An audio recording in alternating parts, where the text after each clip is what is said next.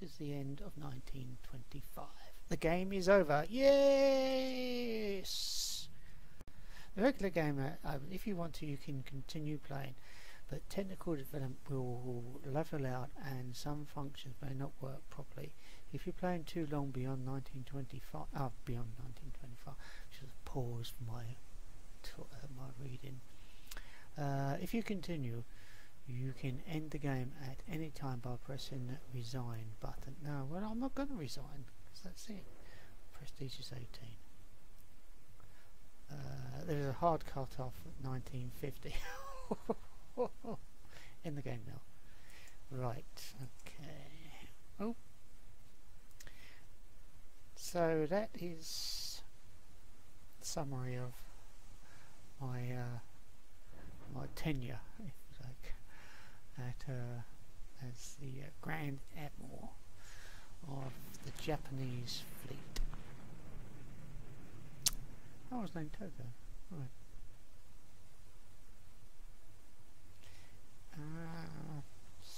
So I've gone all the way from the beginning right to the end. Actually shows you up to 1929. War and Prestige. What's the other? No, something else. RRC. Click on that. Wow. We're right down here. What crap or what? I assume that's us right down here. Economy. Oh, wait a minute. We're the red. Sorry. So economy was always the worst. What's fleet? Yeah, we was well down, wasn't we? Wars and Prestige. Yeah. Right, summary of ships lost. So we lost 2 battleships, 4 I'm going to call them heavy cruisers. Keep trying to call them up. Keep forgetting to call them armoured cruisers. I should know. I play a lot Jutland anyway. We lost 3 light cruisers, 14 destroyers. That's mad. We lost 71 auxiliary ships, 23 submarines. We lost more submarines, and anyway, chances are we had more submarines built anyway. Yeah, we lost most certainly more destroyers than anyone. Britain lost 2 battle cruisers. Are they? Am I the only one that they go to war with though? See, that's the thing. Because there's probably no wars other than those against me. But quite honest, like, this lot was Britain and France, overwhelmingly. So that's me score. I've prestiged with 18. I think that's me other ones, I think. The other ones. Austro-Hungarian. Yeah, I didn't last very long. That was Italy. Wow, 1900, 2 years. Austro-Hungarian Navy. Yeah, so that's it. Yeah, I was going to say a few words about the game. It's fun. It is a fun game, but most of it revolves around the build, designing of ships. This is the best part about the game. Playing out the battles is pretty bad. I know that's why I didn't buy the Steam and Iron game. I played the demo. There was a lot of nice things I liked about it, but so many bad things about it as well. There's so many bad things, and it's not a game I play a lot. So that's why I never really bought that. I like the although you could play the campaign and everything, I watched others doing it, and it's not as good as Jutland. And I have to look at it like that. I had more fun with playing Jutland than I would have done with the other games. But this game is a different game. I wasn't playing it for the tactical reasons. I was playing it for the strategic reasons. The strategy and not the tactical. And the tactical in this game falls flat in its face. It needs to do something with that. It needs to change the way it's played. if he played on sort of isometric type of board with the ships in 3D, and should definitely change the sound. The sounds in this game are absolute, well, I'm going to say shit, and they are shit. They are absolutely terrible. There's no getting away with it. The guns don't sound realistic at all, and you don't get any real feeling for the game in playing the battles. They're a bit monotonous. The idea of having scenarios is very good. Just that it don't tell you what scenarios are what you got to achieve in the scenarios, and that is a huge, great downfall for it. It should be in there. I know it should. I'm sure it should be in there. It's just that maybe it's just a problem in. I don't know. These are the ships on mine that was sunk, by the way. So yeah, that's a real bad thing about the game. That really lets the game down badly. And the other thing that I find is so bad is the wars. The wars and that meaningless. They're absolutely, totally meaningless. It don't matter. Nothing matters as far as the wars are concerned. You haven't got a real objective. I mean, why did the British and French really go to war? There was no real reason for them to go to war. None. And I'm starting to pee off the Germans and the Russians. And I had to fight the Russians a few times. Now with the Russians it would be different. Let's get the map up. No, go away. Now I'll get the map up. And here I am here. This is my area here. The British and Germans are trying to muscle into that area. Now I can understand that, but with the Russians, when I was fighting the Russians, they wanted this area here. They wanted Korea. And I'll kick their butts. Even though they had better navy. The Russians had their fleet based here at Port Arthur. So I'll kick them out of there. Now that was a good reason. They were trying to muscle into there, and I'll kick them out, basically. So, yeah. The French? Why the French war? They're over here. They've got nothing to do with me. I'm right over here. That's my closest area to them, Formosa. Do they want that? No, of course they don't. If anything, they want the resource area down here. Though at this stage well, by now, yeah, they would know this is a resource area because of the oil. The oil is in the game now. I could have oiled some of my ships instead of having them coal fired. I meant oil fired. Well, it's oiled, slipping about all over the place, the sailors. So yeah, that's something that should be looked at seriously by the developer. Get rid of these meaningless wars. Get rid of them. There's no point in having them. Absolutely no point. Go away. So, I was trying to drag it then. If we go over here, we're the Italians. There's a lot of reasons why the French would fight the Italians. There's a huge amount of reasons why the Italians would fight. The Austro-Hungarians would fight the Italians as well. But for them to come out, have a go at the French, yeah, that would be realistic. Having a go at the English, another realistic thing. But why would they fight against the Germans? You can, if you was the Austro-Hungarians, you would be able to fight against the Germans. Why? Why? There's no reason. And another reason, why would you fight against the Americans? You wouldn't. There would be no reason. And that is a huge, great failing in the game. A huge, great failing. The thing of the construction and designing ships, that is brilliant. That is so good. But that won't swing the whole game. I'm trying to think what I'm trying to say here.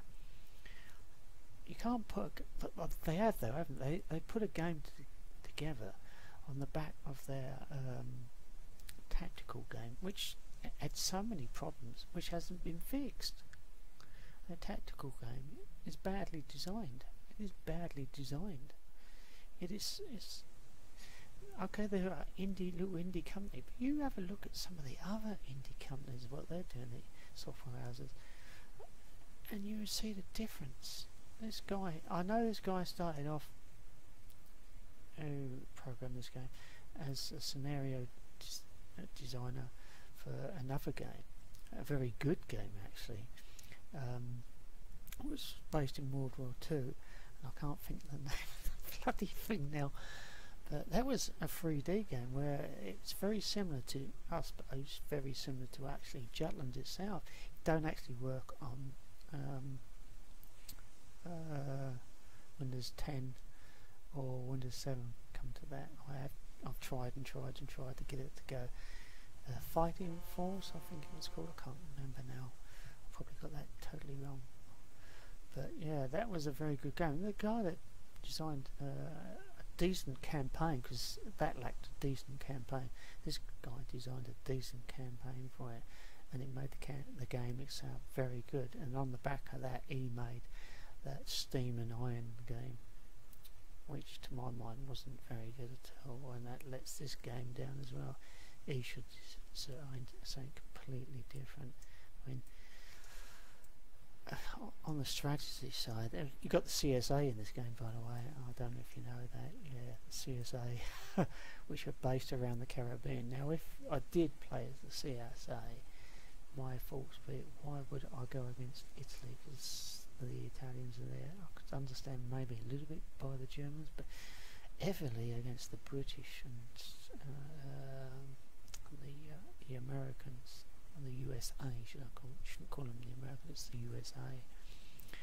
The French by this time were basically kicked out of this area. They may have had a few areas, but they were basically kicked out of this area. I think that's what got up their noses by World War One. Even though they did end up as ally of the British, the Entente. I think they called it the Entente just to pacify the French mentality, because they did have a huge great navy, they just didn't know how to use the damn thing. But yeah, overall the game needs a lot of looking at. I will play it again, but I won't be recording any more again. It's been a long thing, and I've probably got about 3 or 4 hours worth. What I'm going to put up, I don't know. I may even just skip right to the end and say sod it, because I think it's something that's boring to watch. I mean, I've watched a few myself, but most time it's like watching paint dry. It's just not entertaining enough. The game is quite entertaining, but how many playthroughs will you want to do with it? I don't know. I really don't know. For me, it's been fun, yeah, going all the way through from the start to the finish. I had to fudge it near the end, didn't I? Did some stupid things, but I was starved of resources in the middle part of the game, and I could only have a navy in being, so that made the game pretty boring. If I hadn't been recording it, I would have stopped playing it. I know I would have stopped playing it. There's got to be another way of factoring in the way you build your navy up. I mean, the Japanese had a massive great navy. When you consider that tiny little island like this, well, okay, Britain's even smaller, and they had a huge great navy. Maybe it's something to do with island nations. They were saying that the Americans built up a massive great navy, especially in World War II. That's enough. I don't want to end on a negative. Change this game. Change this game. Forget it. Forget the 1900s. Start it at 1920. Change it for aircraft carrier warfare. Wow. Now the graphics would be perfect for that. The way the battles are played out would be perfect. It's got, that would be fine. I would accept that. Because you can't have it like naval warfare in, say, Jutland or World War One, where the big gun ruled. By the time World War Two came, the big gun was obsolete. Aircraft carriers were the way, and they're sort of, are they still around? Are they? I don't know. I'm gonna put that down. I'll put that down out the way. This is today. This thing. That's why I got this here, so you can see. This is all about missiles. It's all about missiles and aircraft. That missiles rule the waves. In this game, oops, let's restore it. Oh, it's going to start all up again. Did I close it? I may have closed it by mistake. Yeah, I may have closed it. No, it says it's there. Well, does it always close down like that? There's no reason. Oh, it says to continue. That's probably not it. Yeah, it's gone back to 1926, so I must have closed it. Oh no, there it is. Of course it goes down here, doesn't it? Forgot about that. Right, here we go. Sorry about that. Yeah. What I think I might do is, I could gabble on for ages. I could literally gabble on for ages and bore the pants out of everyone. If you want to hear more, no, I was going to say, if you want to hear any more thoughts in mine, I'd do some other type of, especially if people would like to contribute, write some comments. I'll answer the comments on a video or something like that. But yeah, this game could be changed so better, much better, into a game about carrier warfare, and you'd have to get rid of some of these countries though. Well, obviously Austria-Hungary wouldn't be there, but the other countries could be quite easily. Wouldn't like get rid of the CSA. That's fantasy. Don't know anything really about that. It might make me a bit fun having a war based around the Caribbean. Oops, that's not zooming too much. But that could be fun. But you'd want one in the ironclad era, wouldn't you? So the dreadnought era or pre-dreadnought era does not suit this game. That's all I'm saying, really. That's what I'm really saying. The pre-dreadnought and dreadnought era does not suit this game, or the way he's done this game. If he was to change it to aircraft carriers and naval warfare like that, this game would be very, very good. It would be very, very good and so much fun, and the replay value would be very good as well. And but you'd need to change the way the campaigns are done, because most of the campaigns would be around this area. Then you could have a nice campaign set in the Indian Ocean, in South Pacific, the South Atlantic, North Atlantic, Mediterranean, in the Baltic area, and up around this area too. If you was to look at, if I was to look at more closely the way Harpoon did their scenarios, then maybe you should make it into a scenario-based game completely. But then you'd lose the construction side of it, wouldn't you? So you'd need to start, like I said, in say about 1920, give each country a navy to begin with, and a way of producing aircraft carriers. Maybe small ones to begin with, getting on to fleet carriers later, and building up your fleet carriers. I suppose you could use this way of